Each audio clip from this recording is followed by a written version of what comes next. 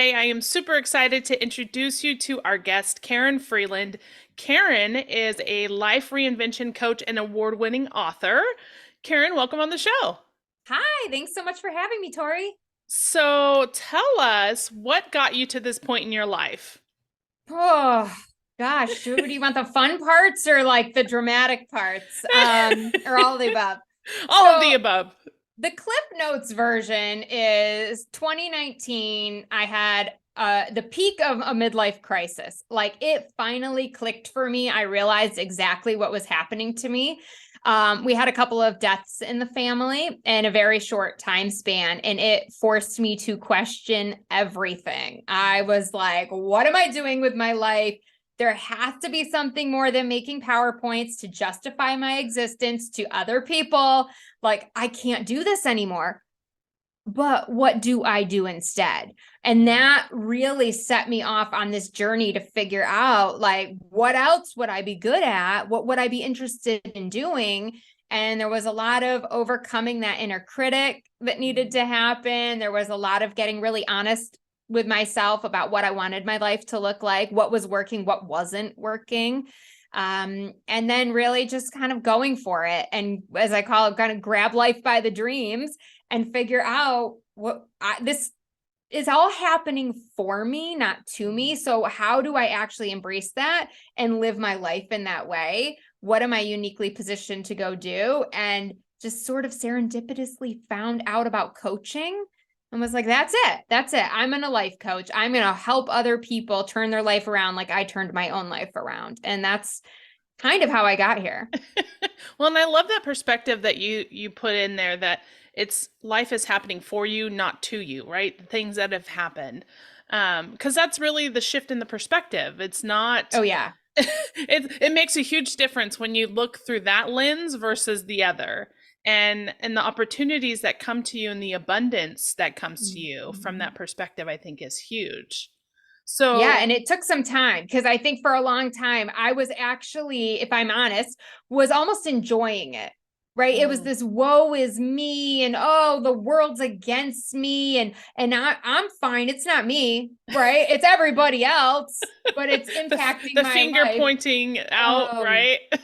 So much finger pointing. And then, of course, what's the old saying? Like, one finger out, but four back at you. And it was like, no, I needed to really change some things within me. And the perspective and that mindset shift is one of the biggest reasons why I was able to reinvent my life, because I could just see things from a different angle. And, the thing that we have in common is we're both corporate dropouts, right? Yes. So Ooh, I like that. I've heard this term a lot in the conversations that I have with other entrepreneurs who were in the corporate space, and they're like, yeah, we're corporate dropouts. And I'm like, okay, I love that. I'm totally going to use that. So talk about, as a female woman in corporate, how did that affect your life and the perspective that you have with where you are now? Well, that's interesting because when I was in corporate, I think subconsciously, I always felt like I had to prove something. So I had to work, I thought, right? Because really, I probably didn't, but it was this sort of it was put on, like, I put it on myself, right? That I needed to work 24/7 because my talent must not be there, right? Because I'm a woman and I have something to prove. So, but if I'm the hardest working woman in the room and I don't sleep and I am constantly on my email and I'm always there and people can say, wow, she really grinds it out, then they'll overlook my lack of talent. Which is funny because I was chief of staff at a $13 billion telecom company for the president of the wireline division of our enterprise division. And like, I still had this complex that I wasn't good enough. Right. Yeah. So I think I always had that view of myself. And now that I'm out of corporate, and I like to call myself a former workaholic, a former corporate workaholic, because I don't identify that way anymore, but I still want to, like, pay respect to where I've come from and never forget so I don't go back. Absolutely.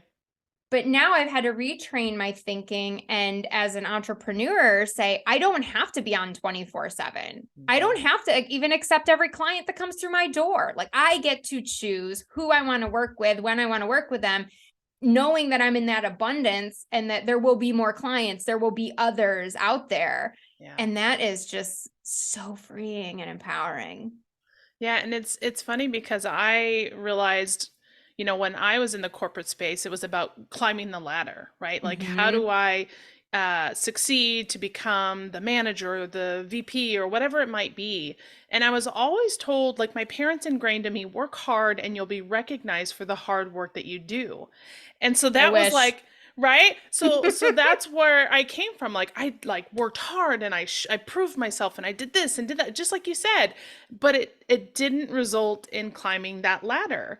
It wasn't recognized in the way that I thought it would be. And so when I started my own business, it was the same thing, like kind of retraining my own thought process as like, I am good enough and I can do this. And it's like, you know what I mean? Like, yeah, I'm going to work hard and it's going to benefit me and my clients. Right. Yes. And so I love that perspective and that aspect of it, because for us women in corporate, it's really challenging. And God love the women who are still in there. Yeah. But you know what I mean? It's not for me. No. And the thing is, it's like we are told just work hard and you'll be recognized, but really you have to toot your own horn, right? You have to speak up and say, these are my ambitions. This is where I'm trying to go. The only problem is you're then, as a woman, dinged for that behavior, even if it's subconsciously based on our instincts. I'm reading this fabulous book by Rebecca Heiss. It's called Instinct. And like, men are actually hardwired that when women are aggressive like that, they see it as a threat, just from their natural instincts. And so most of the time we are telling our ambitions to men. And so they actually subconsciously keep you down, not intentionally, but just based on instincts. And so it's all about being able for all of us to rise above that subconscious and use our higher power and intelligence to be like, nope, this is my bias. This is how the world has had me for years see things, but I'm going to rise above that and not fall into that same trap. Yeah. But no one's being taught that in the corporate space. So it just keeps happening and happening and happening. And we keep feeling like we're not good enough. So we're going to drop out, or we're just going to stay there and suck it up because that's adulting or something. Yeah, right. That's what we're supposed to do. So we might as well stay here. Well, and you talk a lot about feeling stuck, right? And how to get past that feeling of being stuck in where you are, either in the corporate space or just, in entrepreneurial life anyways. Can you touch on that as well? Yeah, for sure. Because I spent a lot of time just feeling stuck and not having any direction. And what I have come to realize first and foremost is when you're feeling like that, like, just do something different, literally anything, right? You're already not happy with how things are going. So why not try something different? And one of my favorite things to do is to rekindle old passions and figure out what were those things in your past that have made you tick. For me, that was very much dance. I was a dance major in college and I had let life get in the way. I hadn't danced in almost 8 years at this point. And so I took a week off of work and I signed up for a bunch of dance classes at the Broadway Dance Center in New York City when I was living in Jersey. Took the bus in for the day and was, really rusty, right? Totally underestimated my abilities. Signed up for way too many classes and was like laying on the floor with Charlie horses. But I had never felt so happy in years. You couldn't have wiped the smile off my face because I was like, here I am, I'm in a studio again. Like, there is life outside of work. And it was so freeing and empowering. And for some people, they're like, I don't want to go back to my old hobbies. Okay, so what's a new thing that you want to pick up? What do you want to learn? And it just gives you this other area in your life where you can experience joy. So if you're not getting fulfillment from your job, that doesn't have to be the only place that you get that fulfillment from. Right. And through that process, you're going to have new experiences. You're going to meet new people. Maybe your next job comes from the person that you saw at that tennis class or something, right? And so it's just the universe works in these mysterious ways and puts people in your path, but you got to do something different, right? Take a different route home today. If you're listening to this and you're feeling stuck, whether it's in your business or in corporate or wherever you are, Like take a different route home today when you're commuting, or go to a different coffee shop than you normally go to this week in the morning, and talk to somebody in line, or look at the billboards on the road. And like, maybe you'll find a new source of inspiration or be able to start seeing things differently. And that is the beginnings of starting to get unstuck in your life. Yeah, I love that because I recently kind of went through this journey with myself. Mm. And for me, I was a softball athlete, like all the way from childhood to college. And I played softball in college. And then after college, I just like kind of put it behind me, right? Like I didn't think about it, I didn't do anything Yep. with it. And so I had been feeling stuck and stuck and stuck. And my kids, I have two young boys who are 6 and 9, and they recently started playing baseball. And so that like ignited my love for the sport again, and like being out on the field, and then it put in the perspective of coaching, right? Like I love the coaching and leadership aspect of sports. And so I've like kind of through my kids' journey been able to like rekindle this inner, passion of mine again, and really lean Yes. into that moving forward and how I can incorporate that into my business. And so like you said, it comes from all different areas. You never know what's going to come from an Mhm. experience or a meeting or a different route or whatever it might be, but just shaking it up a bit is going to make something happen for sure. Yeah. And getting honest with yourself, right? I call it turning inward. It's not rocket science, but we don't do it because we're in the rat race and we are juggling a million things, especially for working moms, right? We've got 100 different things we're trying to do, or those who are caring maybe for elderly parents, whatever, Right. right? We're in the rat race and we never take 30 minutes to just sit down with a journal and go, is this where I want to be in life? Is this Yeah. making me happy? Is this feeding my soul? If it's not, what could Right. my life look like? What would I be happier doing? And so being able to really just take that pause and examine your life. I mean, I had been telling myself lies for years that I wanted to be chief marketing officer. Like Hmm. anyone who would listen that asked me, what are your ambitions? I'm like, I want to be chief marketing officer. I want to own the brand for a company. Yep. And I realized that wasn't my dream. That was Mm. someone else's dream for me, because someone who I really respected in corporate said, I think you should be chief marketing officer. Like marketing's your track. That's where you should go. And I latched onto it and I Yeah. made it my own, but it wasn't really mine. And then when I really got honest with myself, Karin, you don't actually want to do that. That does not sound like fun, right? It sounds like a nice title. That's Yeah. great. And I'm sure it comes with a great paycheck, but at what price? At what cost? Yeah. And so for me, I was just no longer willing to pay that cost. And Hmm. I was like, no, this isn't my dream. I want to come up with a new dream, a better dream. Yeah. And so let's walk through. You talk about on when you're talking about your coaching program, Mm-hmm. you walk through the steps that you basically took yourself to get to where you Yeah. are. And so you have certain programs that you've put in place that you utilize for your clients. Can you Yeah. tell us what those programs are or how you help them with like a step-by-step process? Yeah, for sure. So I have two main programs. And so the first one is called Edit Your Life. And this is my one-on-one coaching program. And I call it Edit Your Life because I realized when I was writing my first book, my memoir, my editor never took my chapter and was like, oh, this is garbage. Throw it all out, start over. And Yeah. our life is very similar. We don't need to start over. We don't need to throw the baby out with the bathwater.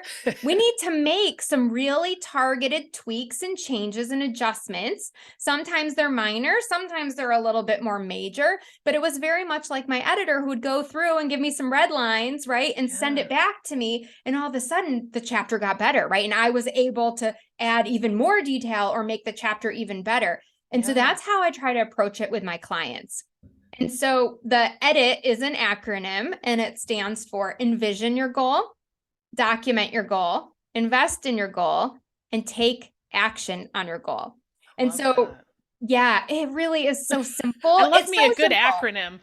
Well, I came from telecom. Everything's an acronym there. So, yes, I love a good acronym. And so it's all about being able to really dream big, envision what all those possibilities are. What are all the things on your life bucket list, all the things that you want to accomplish? But then how do we take these big, hairy, scary goals, right? And like dreams and actually turn them into actionable plans, get them down onto paper, make that thing like, one of my clients, she wants to start a foundation. And I'm like, that's a beautiful goal. Yeah. But how big is that, right? And so you're sitting there in your head, imagining all the things you have to do and the funding you have to get and that go get your, LLC or all the different overwhelm, right? Totally, right? And so you don't do anything, right? And it just stays in your head as a dream. And it's like, okay, how do we break that down into something that's more tangible and come up with those 30, 60, 90-day goals and help you over the course of 6 months to really start to bring this to fruition? Yeah. And then investing is all about what do you want to invest your time, your energy, your resources, but not only what you want to invest in, what do we need to divest in? Because we can't just put more stuff on the plate, right? Sometimes the other things need to come off. And so being able to look at your schedule and set those priorities and the healthy boundaries that you need to be able to achieve these things. And then take actions, all about the accountability, right? And making sure that they're following through and they're doing the things that they need to do to really move the ball forward, which I think is one of, if not the biggest thing a coach offers you, like one of the biggest things, because that's why most of us don't get our goals done, right? Is because no one's checking in. There's no deadline. Yeah. At work, there's deadlines, right? Or in your business, there's probably deadlines. So you do the things you need to do. But outside of that, a lot of times, if nobody's telling you you need to do this, you're just like, well, next month, next year, I'll get to it. No, you won't. It's now or never. It just keeps getting further and further and further away. Yep. That's right. That's awesome. And then, so you have another program that you use. Tell us what your other program is. Sure. So Success Without Sacrifice is for those women who are still in corporate. And that fits them, right? And they want to stay in corporate and they have no desire to go, off and do something outside of that. That's fine. But they need balance because they're drowning like I was, right? And there's always something that needs to be done. They're on 24/7. They're having a hard time unplugging and setting those boundaries. And so I walk you through 10 weeks. And it's really a process about what does this vision for your life need to look like? What are your top 3 personal and professional goals? What is that action plan that we're going to put to make them come to fruition? And I also dive into personal branding because it's one of the most overlooked areas for corporate women, because we are just sitting there thinking somebody's going to recognize our work, or we only talk about our company. But what happens when your company has layoffs and you're not with that company anymore? So true. So how do you create? Yeah, right. We've all been there. I was there 2020. That's how I got out of corporate was, I lost my job and it was like, all right, this is the universe's way of telling me this wasn't meant to be. We're breaking up with you, right? Yeah. Which was great, but not everyone's going to have that moment. And so it's like, how do I help you prepare for that if it happens? Or if you want to stay there, just get that personal brand up so that you can go anywhere. You're a market of one now, right? And people just gravitate to you and they want you at their organization. I love that. And so you do one-on-one coaching and group coaching. And group coaching. Okay, Success Without Sacrifice is a group coaching program. And I love that because it has that sisterhood, and it's other women who have been there and are in the same situation.